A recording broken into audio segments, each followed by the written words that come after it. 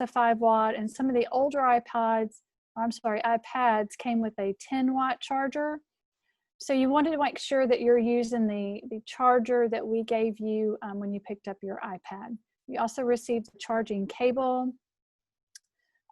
We encourage our kids not to wrap the cables too tightly around their charger. We want to make sure that we're keeping them from wearing out quickly.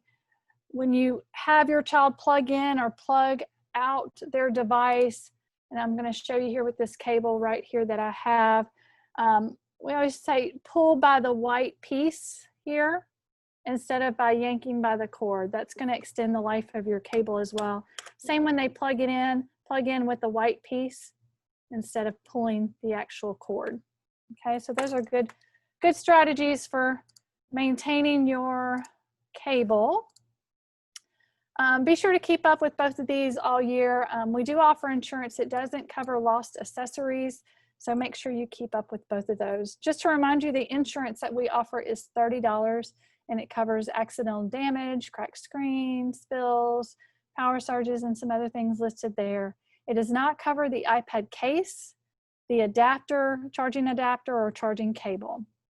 You can pay for that using My School Bucks, and the link to that is on the ACS website, or you can send in a check to the school that's made out to the school for insurance.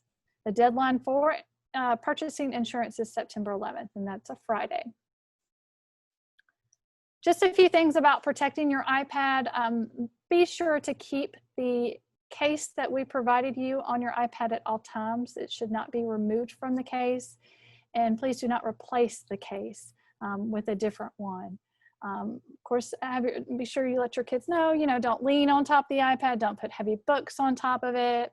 When you're using it on a table or desk, put it in a safe spot. Of course, keep food and liquids away from it. We all know that liquids can ruin a device if they are spilled on it.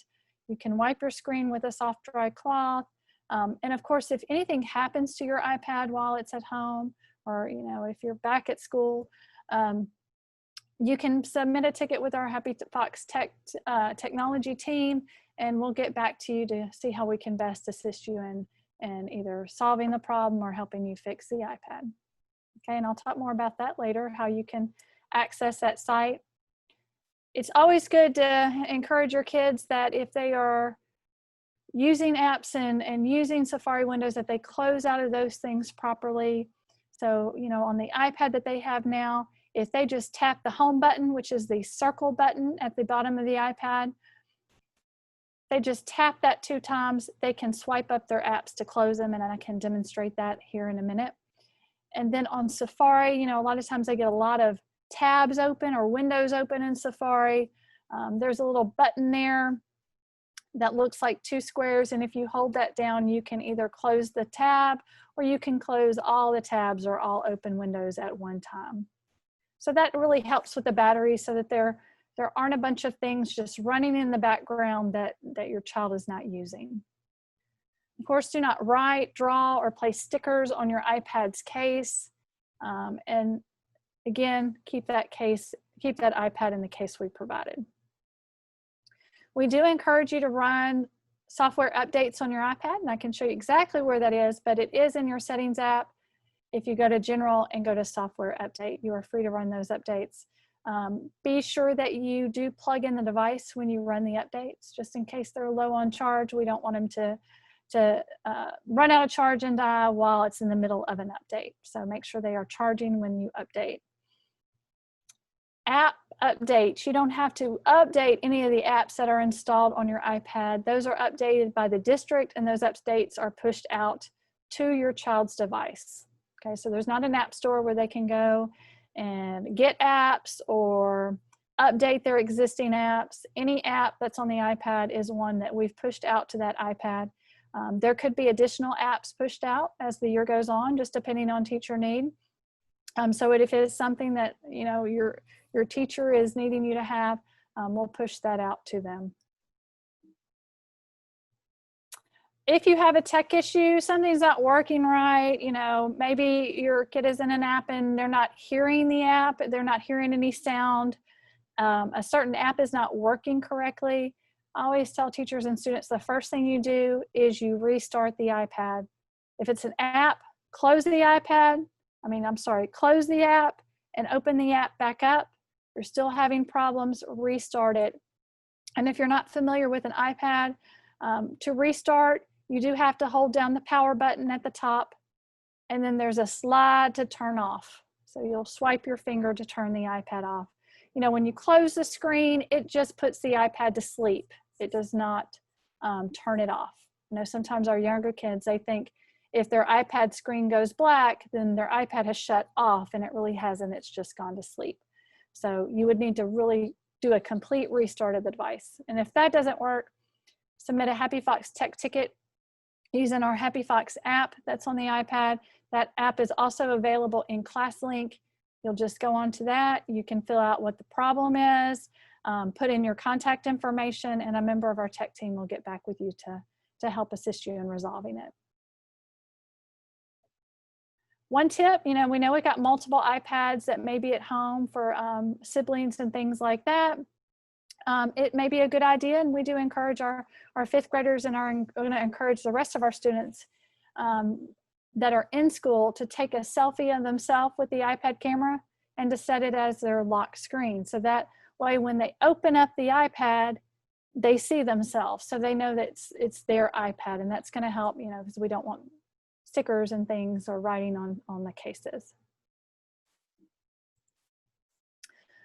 Email, every student, every K-5 student is receiving an email address, but with our fifth grade students, they're able to send and receive emails just to their teachers, okay? So nobody else can email them outside of the district. It's just for teacher-student communication. Our fifth graders also have access to the OneDrive cloud storage, which is a terabyte of cloud storage for anything that they save on their iPad. They would need to save it to OneDrive to put it in the cloud. We do encourage them, you know, they're going to have this email account all the way through 12th grade. So as they save things to iCloud, not iCloud, they will have iCloud too, but as they save things to OneDrive, that they do organize their OneDrive with some folders that they can go in and clean up. And, you know, if it's things they've saved from 5th grade and they're in 7th grade, maybe it's time to get rid of those. They can take care of that and delete that. But having folders will help them organize. Otherwise, they're just going to build up a long stream of documents and things that they're saving there.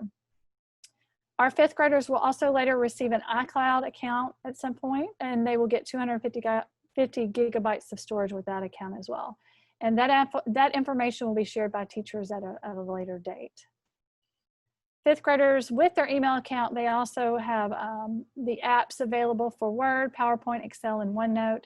But once they sign into their email account and to their OneDrive account, it'll activate those apps as well so that they could use them for any activity or project or assignment that their teacher has asked them to do. Zoom is installed on your child's iPad. Every student has it on theirs. Your children do not need an account to join Zoom, so there's no need to set them up an account. The teacher will share a Zoom meeting code or a meeting URL, and they will join with that. All right, so when they get into the Zoom app, all they have to do is tap join, put in the code, put in the password, and they will enter the meeting. They will be placed in a waiting room, and the teacher will have to admit them into the meeting. So if you can, please try to join the meeting with a name that the teacher is going to be able to identify. Seesaw is for our K-4 students or our pre-K through 4 students. Their teachers may share resources on there as well as assign different activities for them to complete. Seesaw access will be through ClassLink. The Seesaw app is on the device too, but if students go through ClassLink to get to Seesaw, again, it's that single sign-on, so they're not having to sign in to Seesaw if they're signed into ClassLink. So in the spring, you know, the students logged in with Seesaw using a home code. At school, they scanned a QR code. They're not doing that anymore. Since all our students have email addresses and email passwords, those are put into ClassLink, and then again, kids just click on the Seesaw class app in ClassLink, and it will open the Seesaw app for them and have them logged into their Seesaw account. So again, it's that ease of that one password and that one username for a lot of these programs that we're using this year. All right, so I'm going to pop out of our little slideshow here for a minute, and we'll kind of pause and see if we've got any questions that we want to stop and address for a minute.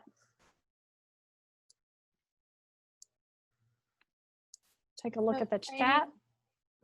Okay, so one question that I hadn't addressed yet was, will they receive SharePoint for accessing their online group? What online group would they be accessing, I guess would be my question. I'm not sure about that one. Our 5th grade students, our 5th and up, do have access to OneDrive, and they can utilize that to upload files into the cloud. They can actually share files with teachers if need be, but they're not really getting into SharePoint beyond the OneDrive. So to follow up on that, is their teacher sent an online group for 5th grade? Mm-hmm. So I guess that's the reference. Okay.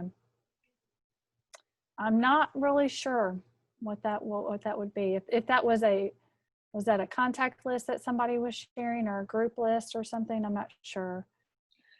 You might have to revisit that one. Right. Yeah, and follow up with the teacher to get some clarification on that. Yeah, if you will email the teacher, and that way they can send that to me, and we can kind of further see what's going on and address that, because I'm not quite sure. But if you'll send an email to the teacher, we'll figure it out, and we'll let you know and get an answer for you. Okay, another question was, should we be able to open the apps? All of them are currently grayed out and say waiting. Okay, if you are experiencing that, I have found, and I've come across that every now and then, if you do tap and hold on one of those kind of grayed out apps, if you hold your finger on it, you should get an option to edit the screen.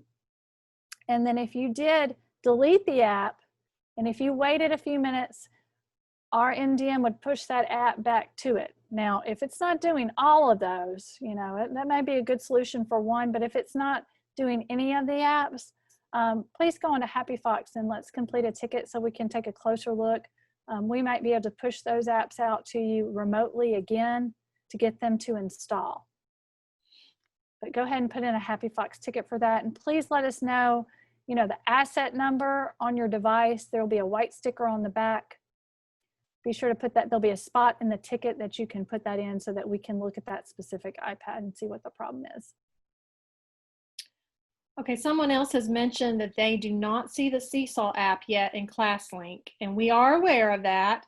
It's coming, hopefully at any time now. They're still finishing up the rostering.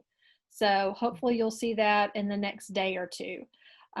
We do have a plan B, so that if for some reason Seesaw is not available yet through ClassLink, the teachers are supposed to email through the primary email to provide instructions.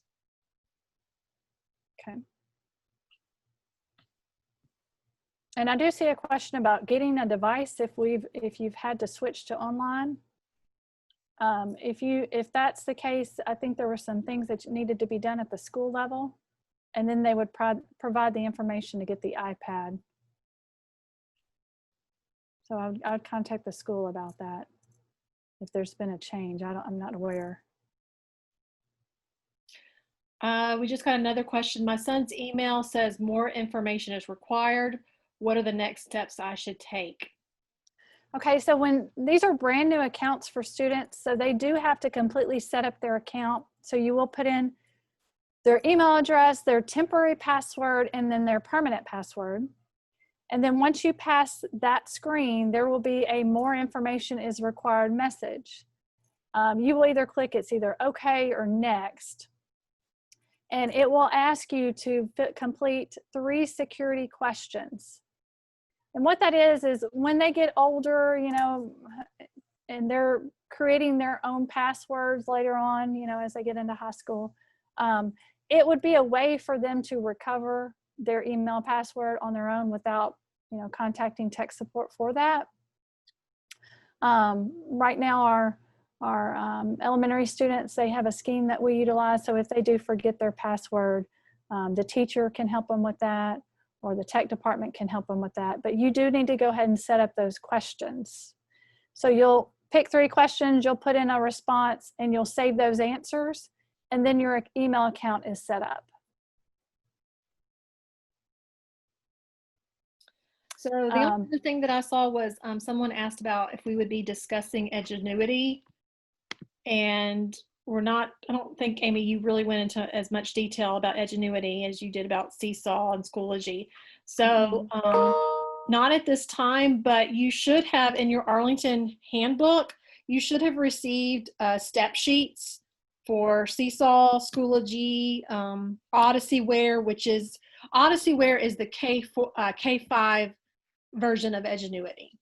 Edgenuity is like the big company, and then Odysseyware is one of their programs. So there should be a step sheet in there, and then we'll be pushing out more information on Odysseyware.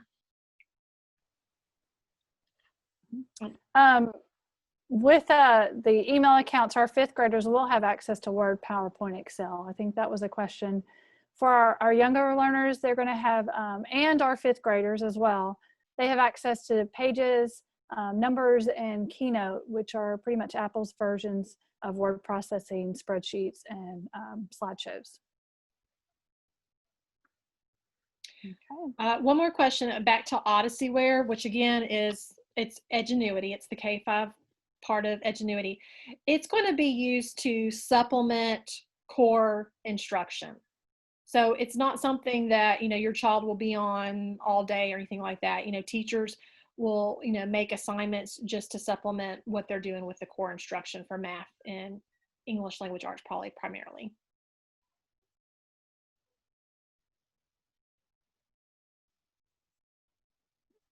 Okay, Amy, I think that's it for now as far as questions go. Okay. Okay, give me just a second. I'm going to switch over to an iPad.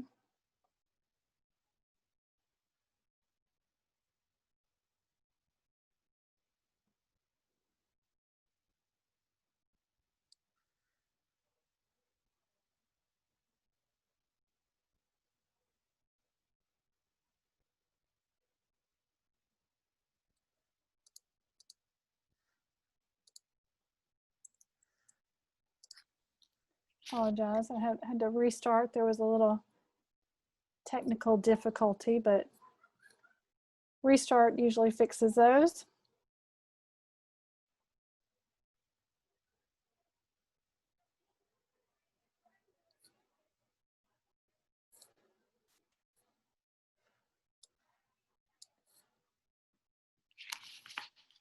Okay.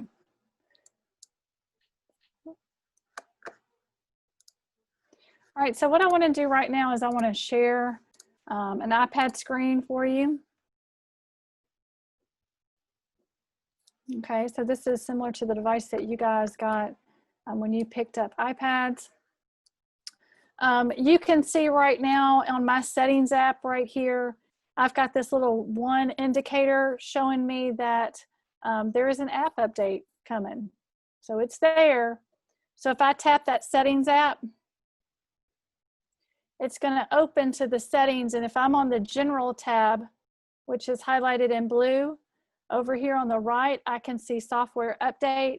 And if I tap there, it's going to show me that I have an update ready to install. And again, I just want to make sure that my iPad is plugged in to power before I run that update.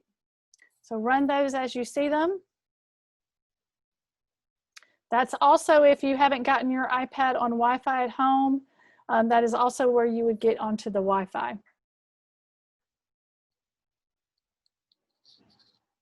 Now, with our 5th grade devices, our 5th grade students will have to put in a passcode when they open up their iPad.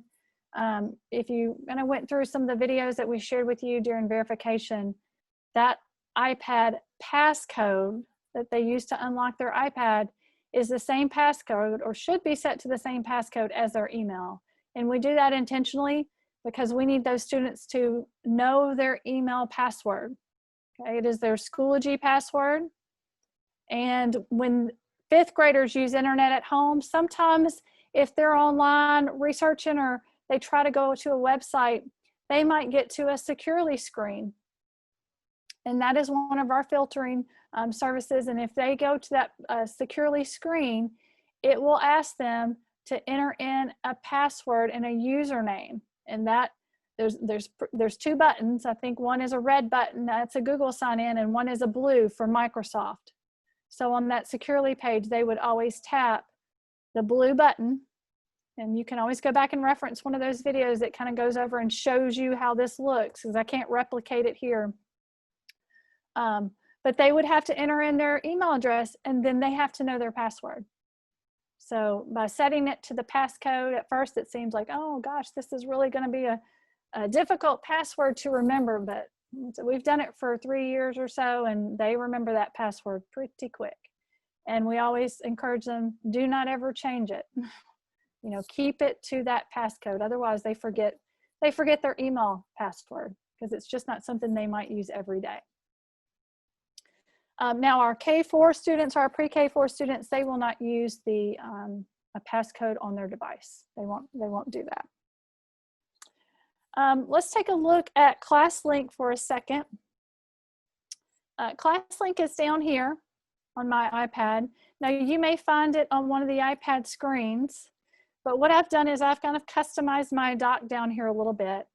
I know ClassLink is going to be something that my child is going to use a lot, so it may be helpful that they see it on any screen that they're on. And you can do that with any app.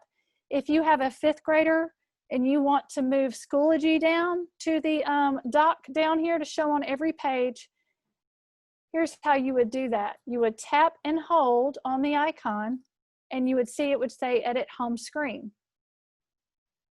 You would tap, and all your apps start to kind of jiggle. That means they can now be moved.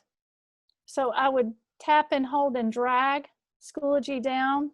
Oops, I accidentally hovered over a folder. It may go in there for a second. I'm gonna pull it back out. That can happen sometimes. So we'll try that again. Pull down to the dock. It'll make a space and you let go. And if you see any other apps that you think you want to put in that dock, you can do the same thing. Again, you know, fifth graders may want to put OneDrive down there if that's something they're going to use a lot. And with our fifth graders having access to email, their mail could be down there.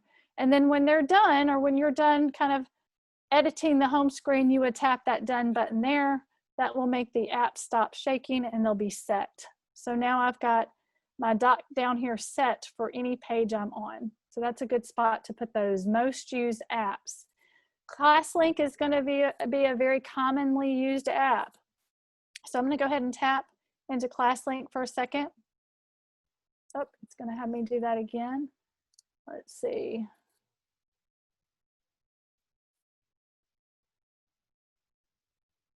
So when you do get into ClassLink, and we had a video for this too, you do have to choose this sign in with Microsoft. Again, don't use the username and password here. It will give you an error, tell you it's not there. You have to use the sign in with Microsoft. Okay, so just one second, let me get into this one.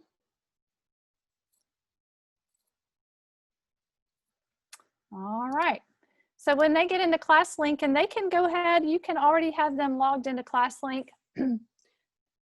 This is an example of what they would see. You can see they've got the Discovery Ed book, our science book. This is one of our grade level social studies books. There's that Happy Fox support ticket. Their HMH is their reading book. They have iReady in here. This is also where Seesaw will be, and other things may be added as we go. Okay, so this again is that one click. They tap the app listed here and they are signed into that textbook or that program. We're trying to make it very easy for our kids to use. And then once they're signed in, they can stay signed in. They won't need to log back in unless it prompts them to. So I want to close this app. So if you can see in my image, this little circle button here at the far right is my home button. If I click that home button one time, it is going to make that app disappear, but that app is actually still running in the background. So as your kids start using different apps on the iPad, they're in and out of different stuff. Just know that those apps still remain open. We'll open a couple. It just makes them disappear for a second. Now to completely close the app, if you're having a problem with an app, you would double tap the home button. So it'd be a click, click. It pulls up all the apps like this, and then you can take your finger and place it on the little window of the app and slide up, and that is what closes the app. Okay? So that is how you would exit out of those apps. Same with Safari. Let's see, I might have to get this one. Let's say if I had 2 or several tabs open, here's that tab button or Windows button. If you tap and hold that, you have the option to close this tab. If you have multiple tabs open, it would say close all tabs. So that is a very quick way to clear your Safari windows, because as they're working, they may end up with quite a few there. And that helps clear that background of stuff. They have the Zoom app, which is here. Again, they do not need to sign up or sign in to Zoom. All they would do is tap this join a meeting, this blue button. They would enter in their meeting code or number, and then they would join the meeting. Now you see, you do have the option down here about connecting audio, turning off video. If these are off when you sign in, you will have the option to turn them on when you get into the Zoom session. So you can change that unless that has been prevented for you on the host level. I'm going to go ahead and completely close that out. Let's take a minute and look at Seesaw for a second. That's going to be another big platform for our K4 kids. And then we'll move and take a look for a minute at Schoology.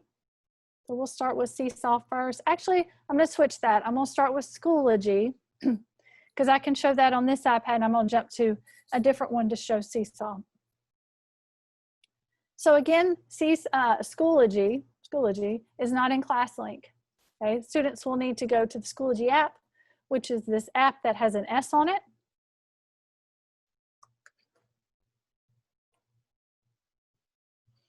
As long as they don't log out, they should remain logged in. If they go to I tell them this is the hamburger. So under the hamburger, you can find the different areas of Schoology that you need to go. So I'm under the hamburger. Right now I'm on the home screen. If I want to go to my classes, I would tap courses.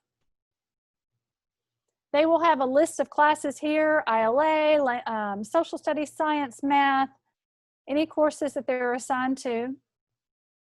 They would tap the course name to go into the course.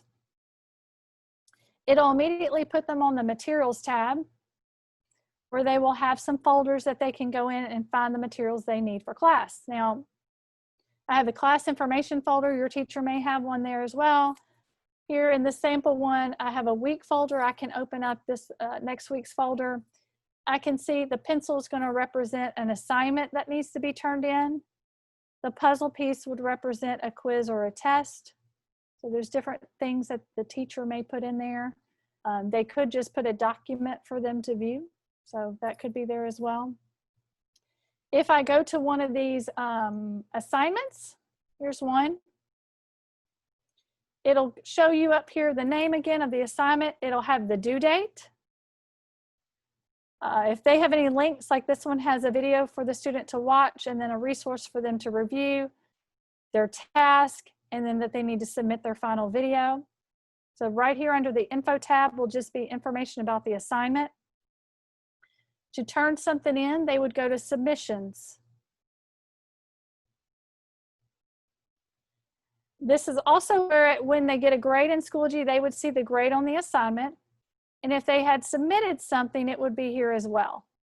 It'll show up.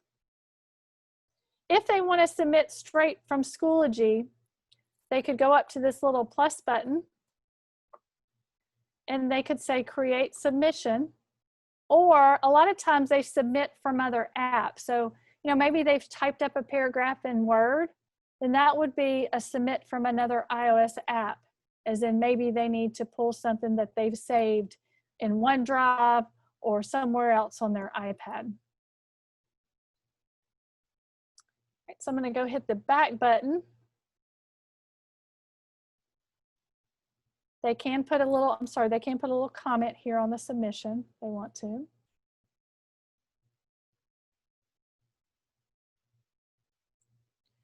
This activity is similar, except you'll notice if you see something that says view attachment, your child should click on that, and maybe the student, not the student, but the teacher has put a handout there that they want the student to complete or do or reference.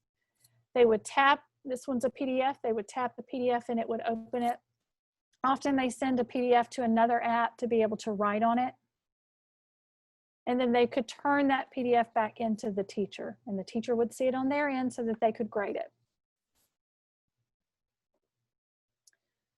Over here on the right is the upcoming tab. This is kind of like a tab view of their calendar.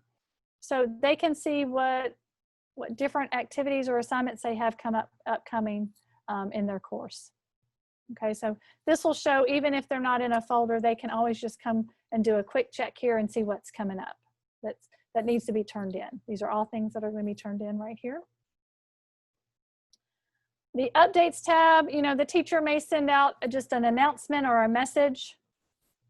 With the grades tab, this is where your child can go, and if they completed one of those assignments and the teacher has scored it, like this is where they would see their score for that assignment. Now, there are no averages in Schoology, and that's because in an in-class situation, there could be things that teachers are doing that students are completing on paper. Teachers are providing on paper, students are completing, and they're grading by hand. And there can be things that are done electronically or digitally in Schoology.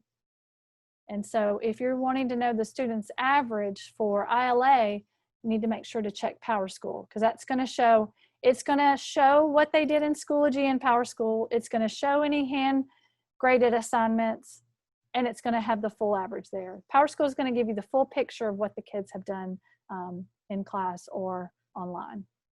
Okay, Schoology, you can kind of think of it as like their Tuesday folder. It's got their scores in there. Once kids have submitted something, they can always come back to Schoology, and like I said, their submission will be right here, and they would be able to see what they turned in again. All their submissions are time and date stamped. So there'll be a due date, and when the teacher receives the assignment, it will say when it was done and when it was submitted to the teacher.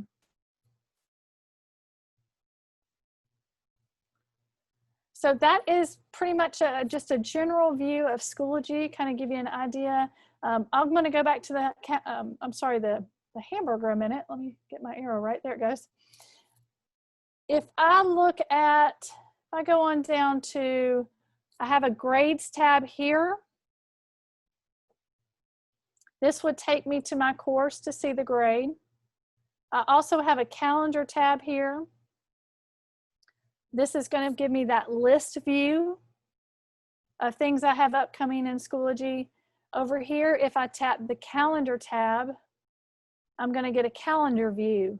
Now, if you'll notice, some of the dates have a little dot underneath them. The dot indicates that there's something assigned there. So if then they tap the 21st, they would see the assignment, and they could actually tap here to jump to it if they wanted to, even though they're not technically inside that course.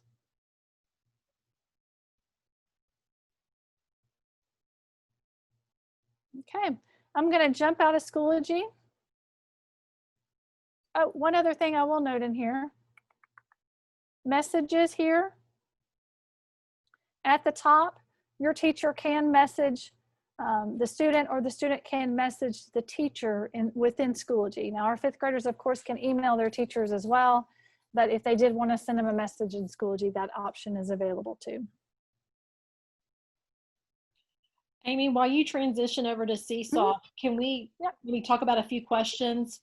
Yes. Mostly related to fifth grade. So Yes. one parent has said, we set the passcode to open his iPad. Should it be the last 4 digits of his email password?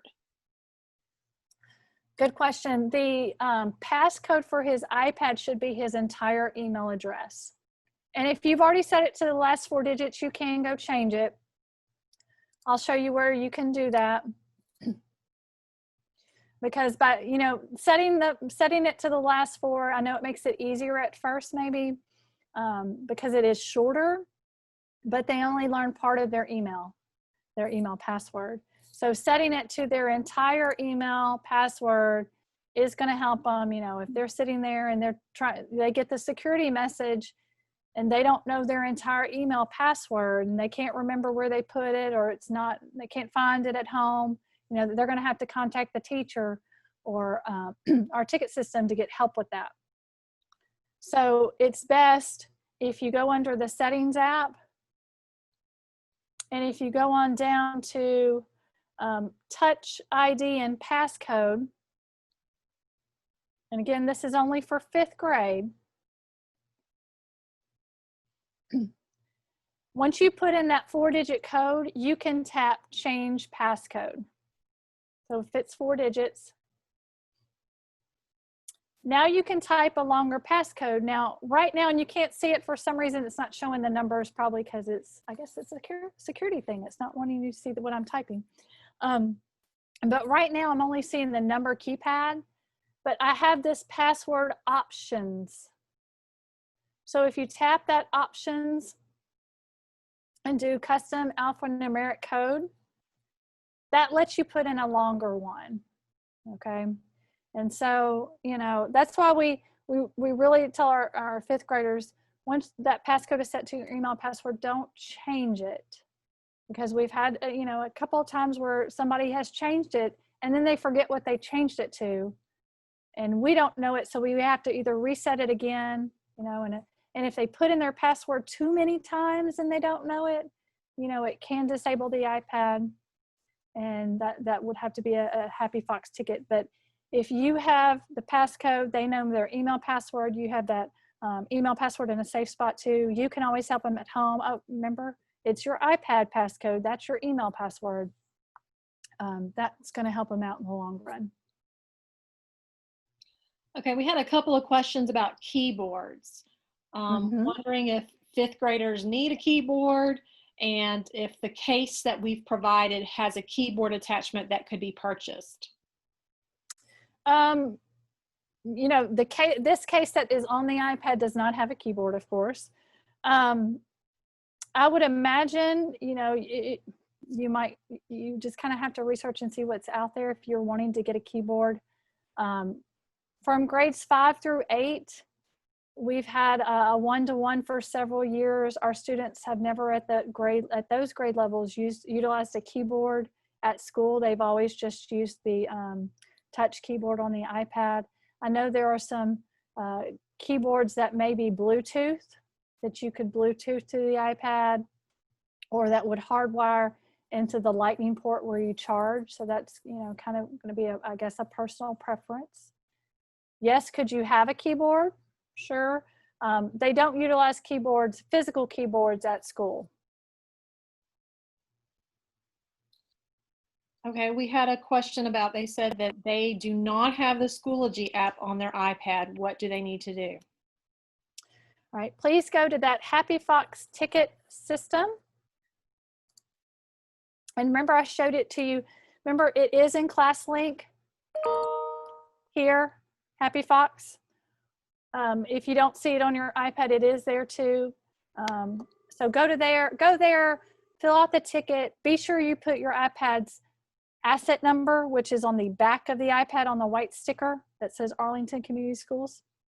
And that way we know we can take a look in the background of our MDM and see why you're not receiving that app. And it can usually just be pushed back out to your iPad and it will begin downloading again. And one more for our fifth graders, I'll say too, our fifth graders, speaking about apps, all the iPads have it, but especially with our fifth graders, really for our K4, every iPad that we need, we push out to the main screen. But our fifth graders, if they go to the app portal, and here in the app portal, they will always tap close. They never tap click to join. This is just a welcome message.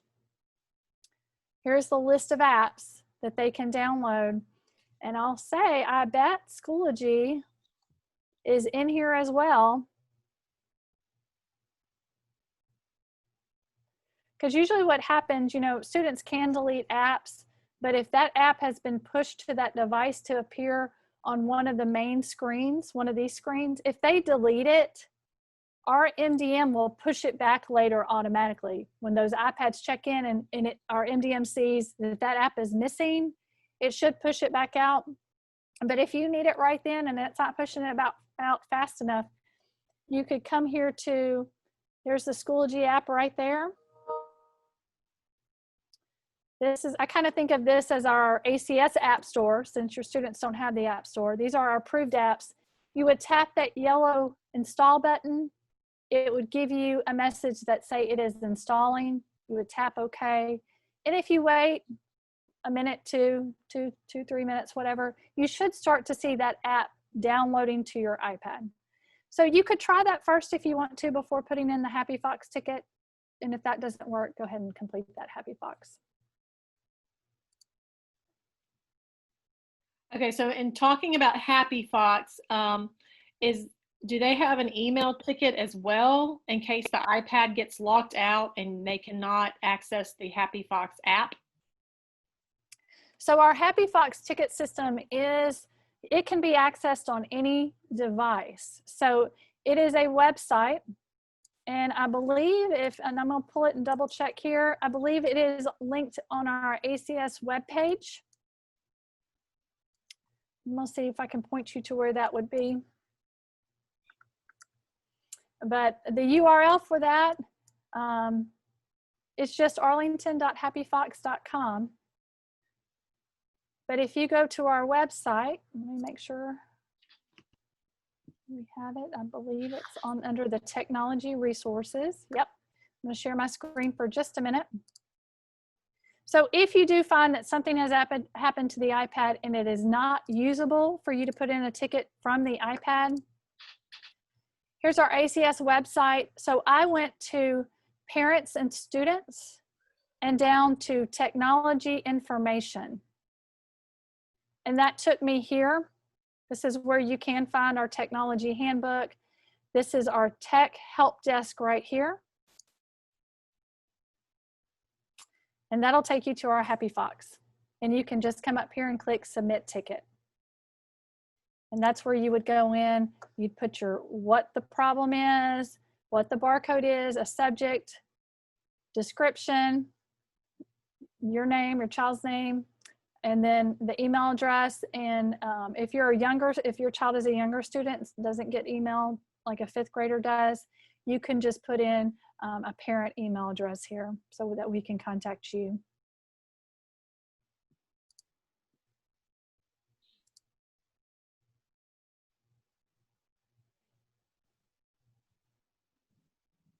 Any more questions we want to address, Andrea, before we move to Seesaw? No, just want to remind everybody that Schoology is just for grades 5 to 12, and K4 will be using Seesaw as their main, form of communication. We just had something. Seesaw is a separate app on the iPad for me, and it's not in ClassLink. Correct. We know it's not in ClassLink yet. They're still rostering, so we're hoping that that's going to show up in ClassLink, hopefully in the next day or so. Right. And the reason it is on the iPad is because the app is as well, is because when students go to ClassLink and click Seesaw, it opens the app for them and logs them in automatically. That's why it's there. If you just went straight to Seesaw, you would have to have a username and a password to get in. You know, we're not using the codes, the QR codes or the text codes to get in. All right, so here I am in, hopefully, let me share my screen again. I want to show you Seesaw.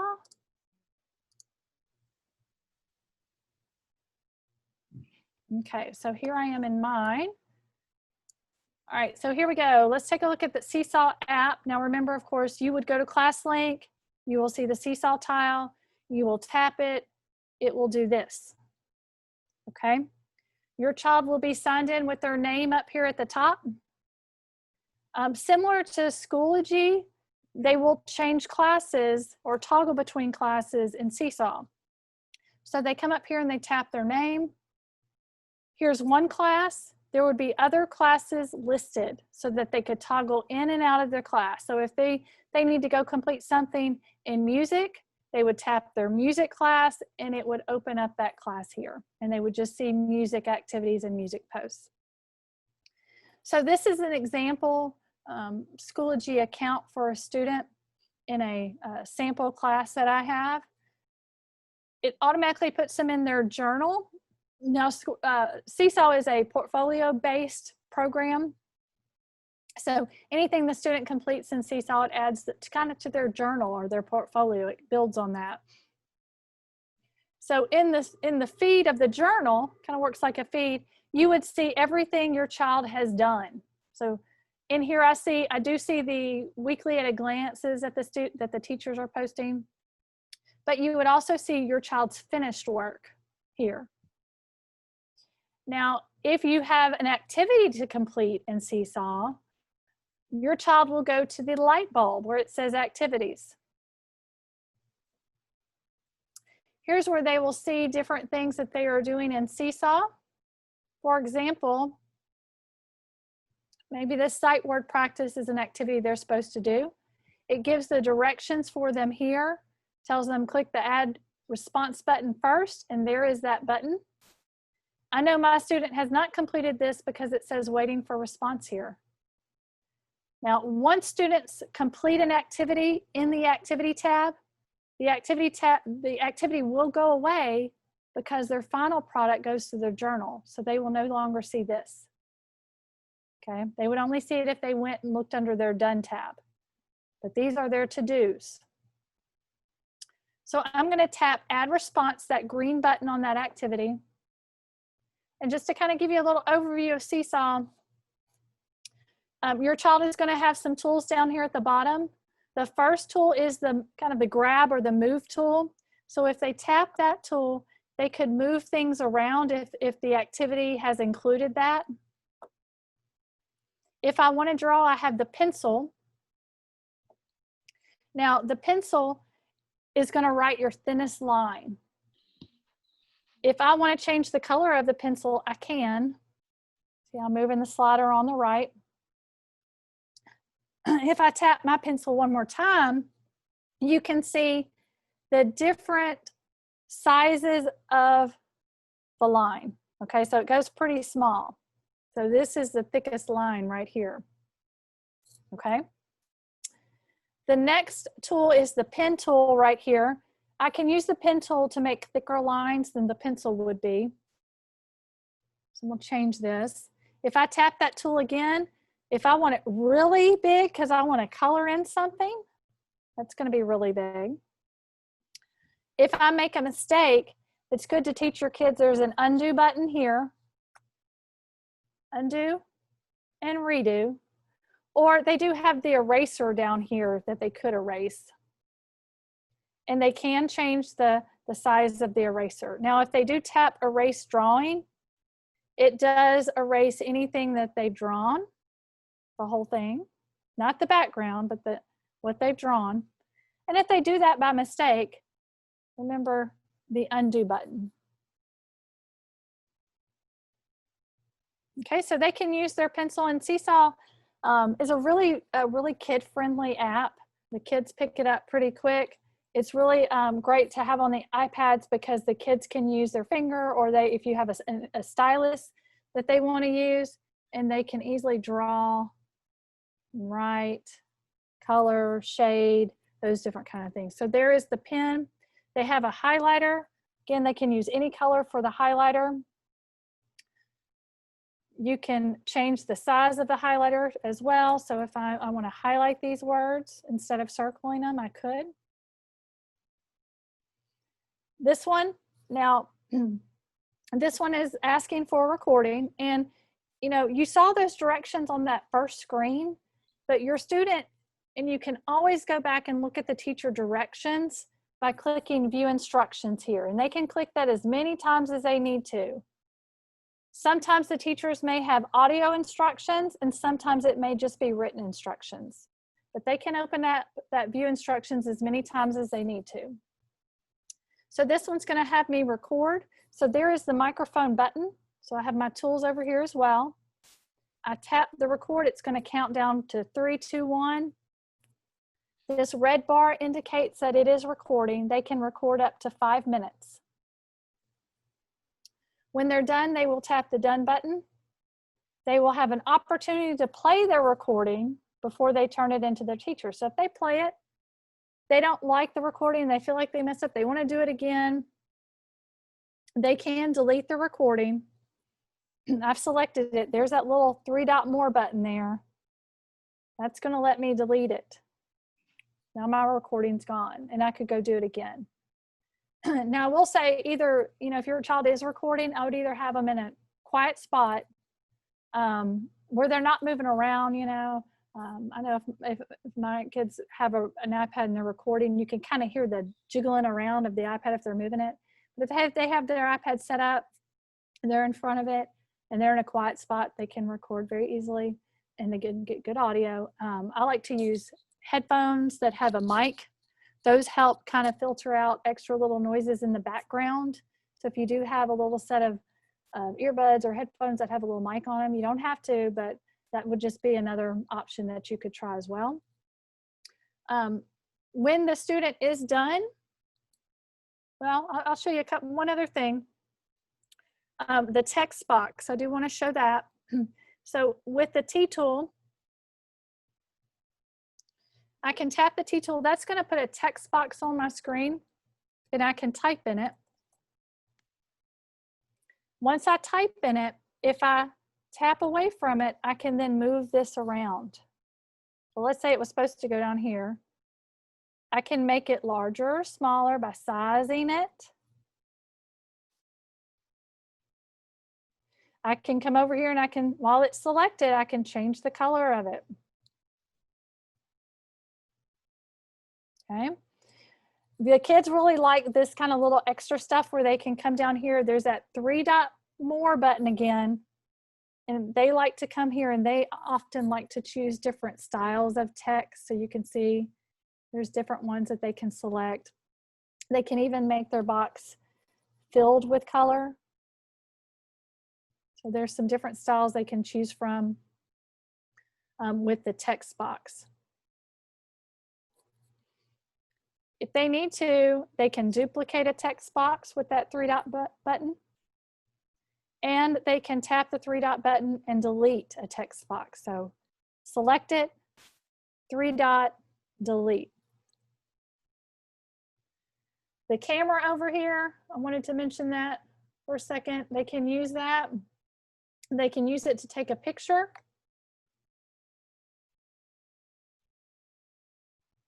That can go right onto their canvas in Seesaw. That picture can be sized with the little circle handles all around it. So they can size it. They can add more than one picture to this canvas if they want to. And again, with that 3-dot button, they can, of course, delete it.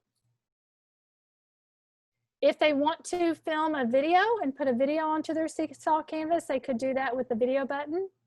If they want to upload another file to here, they could do that with the upload button.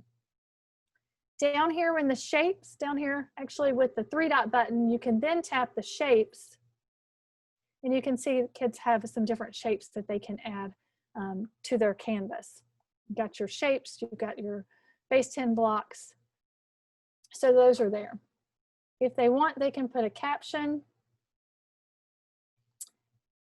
If they have trouble seeing the page, maybe it's a PDF on there and it's kind of small.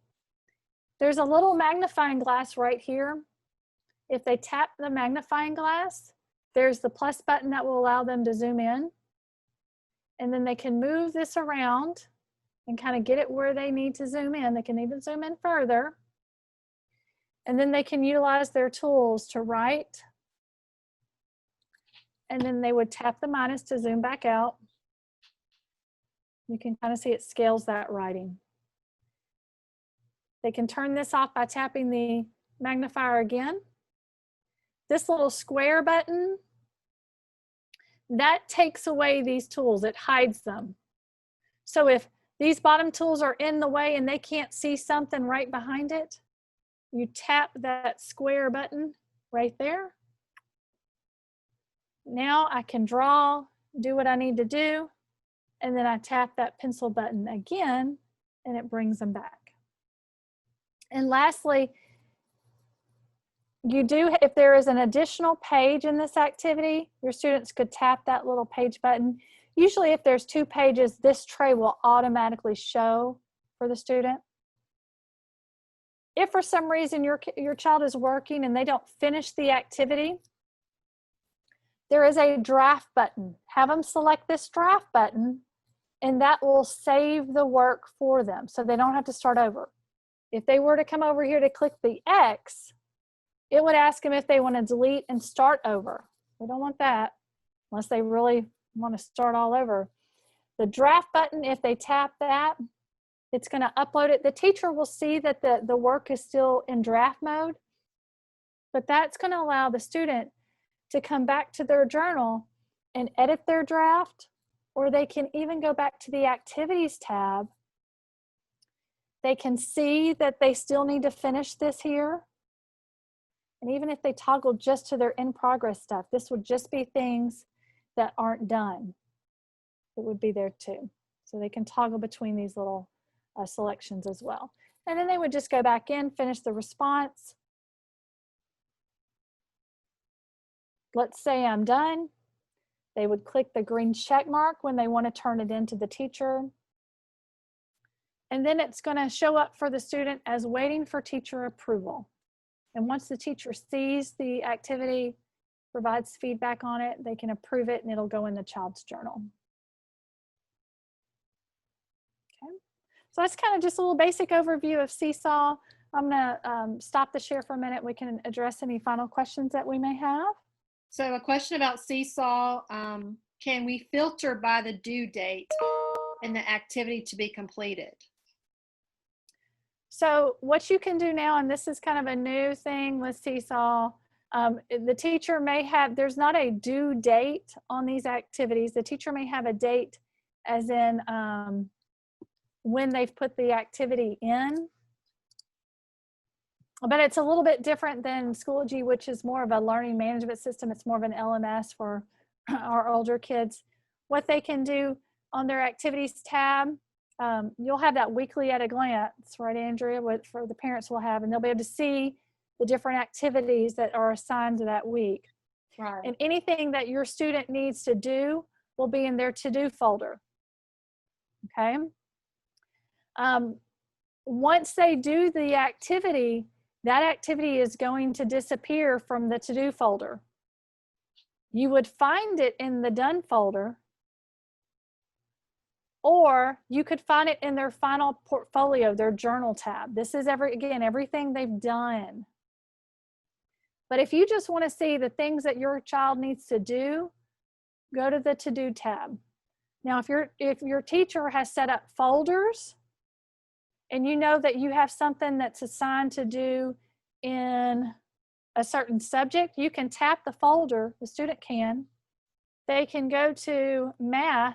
Oop, don't have anything in math. Let me try a different one. So now I can see I'm in my language arts folder for to do. and I just have a language arts activity. And then if I tap the folder again, it's going to show me, I can clear it, and it's again going to show me any subject.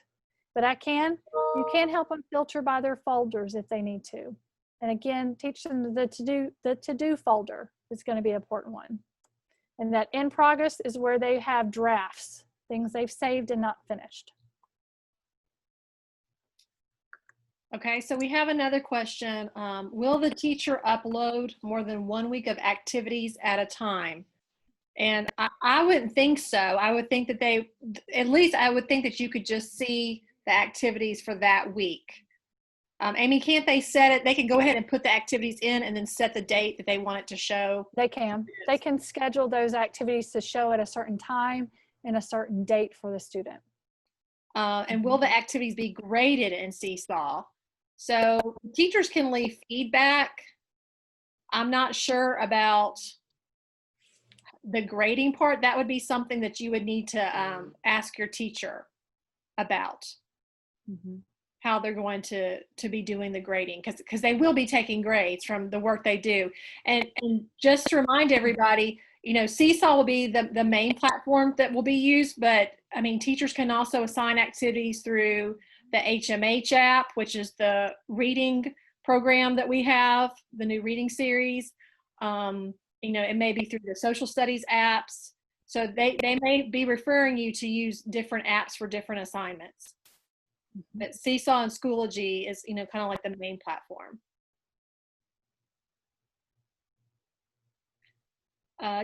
Amy, did you have anything else that you wanted to share? I think that's all I got for today.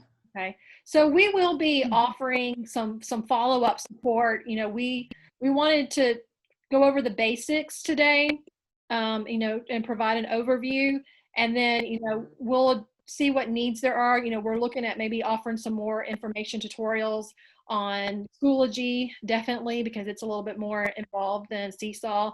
Maybe some tutorial Seesaw videos. So we will be reaching out. Just please know that our tech department, they are working very, very hard right now. They, you know, getting out iPads. They'll be passing out iPads to the on-site students next week, you know, working on getting all these accounts set up. So addressing the request through Happy Fox. So we appreciate your patience with us right now. You know, there's a big learning curve for all of us. I mean, for you and your child and the teachers, administrators. And so it's going to take a lot of good teamwork on our part as we learn through this together. We've got a couple more questions. You mentioned HMA. Okay, I think that meant HMH. Would that be provided by teachers for second grade? So the teachers will, so each week they're going to upload, and it should be in Seesaw for K4 or Schoology for 5th grade, a week at the learning like at a glance for the week. So it'll say what the activities, the assignments are for each day of the week for each of the subjects. Now, we know that Seesaw's not in ClassLink yet, so you can't access Seesaw yet. So if for some reason it wasn't available on Monday, we have a plan B. The teachers have been told to communicate through whatever your primary email is that you listed when you registered your student for Arlington Online. So the teachers will be assigning things probably through that HMH program, because they can read stories through that program, the main stories for the week and leveled stories and things like that. So they probably will be pushing out things through the HMH app, but they'll tell you, they'll guide you through what needs to be done and what you need to use. Will the Seesaw account information be sent via email if it's not added to ClassLink by Monday? So Amy, I think you said that we're not sending any class codes or anything for Seesaw. Right, yeah. Your students will be able to get in Seesaw once Seesaw is in ClassLink. So that will be how they log in. Yes, the app is on the iPad. When they go through when they go through ClassLink, there'll be a Seesaw icon. They'll tap it, and that opens the Seesaw app for them and automatically logs them in. So you won't need any additional account information. As long as they're logged into ClassLink, they will easily be able to sign into their Seesaw, HMH, Discovery Ed. They won't need any additional account information or logins for those things that are in ClassLink. So that makes everybody's lives a lot easier when you don't have to log into all these different programs. You can just primarily go through ClassLink for most things, except for, of course, Schoology. Okay, did we have any other questions? Well, we appreciate your time with us this afternoon. Thank you, for being a part of this and what you're doing for your child and being such a great advocate for your child, for your children. And we will continue to reach out and offer as much support as we can. I think we've got one more. What if the Seesaw app isn't able to be installed by Monday? So then your teacher will reach out through email. So yeah, so just keep an eye on that primary email if you still don't see ClassLink or still don't see Seesaw and ClassLink on Monday. Okay. Well, I guess that's going to wrap us up. Hope everybody has a wonderful weekend. Again, we appreciate you and appreciate everything that you're doing. So looking forward to Monday. Have a great weekend.